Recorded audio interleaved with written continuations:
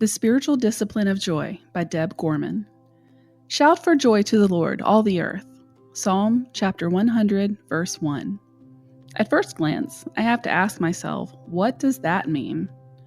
I know what discipline is, of course. When dieting, it takes discipline to stay away from chocolate. When trying to bulk up, it takes discipline to get off the backside and lift those weights, do those chin-ups, run those miles. At a job, it takes discipline to go to sleep on time and get up on time and to be on time. And when there are children at home, well, you know where I'm going with that one.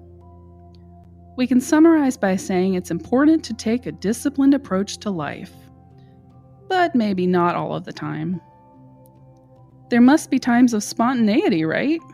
Those times when we chuck the schedule, the routine, and do something unexpected. Could that be the seed which sprouts the spiritual discipline of joy? Maybe. Think of children. Have you ever watched your child play in a mud puddle? A moment ago, you were holding her hand, guiding her as you strolled down the street after a summer rain. And then, joy took her by the hand and she jumped into the puddle with it, splashing herself up to her neck, soaking her clothes, and probably spraying you. Sprayed by joy. Who wouldn't love that, I ask? I know what you're thinking. Joy is easy when you're a child in a mud puddle on a muggy summer day. But isn't joy a bit harder to find as an adult, with grown-up problems and worries, especially in this world we live in today? That's where the discipline comes in, my friends.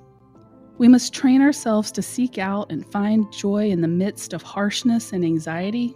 Grab it by the hand and jump into it. But it's hard, you say. The news reports are scary. My grown children are not making good choices. My doctor wants to talk to me about a scan report. My parents are elderly and must be moved to a facility. My car broke down and I need to buy another one, but I can't afford to. All very scary stuff. We pray over these scary things, hand them to God, knowing He promises to provide all our needs. Then what? Do we just go on our merry way and not ever think about that scary stuff again? Hardly. The enemy is adept at causing our worries to resurface over and over again in our minds. The what-ifs, particularly those in the middle of the night, are enough to sink our joy. Here's what we must do. Right smack dab in the middle of our chaos and fear, we must choose to reach into our pockets for the delight our God has dropped there when we weren't looking. Go ahead, reach for it.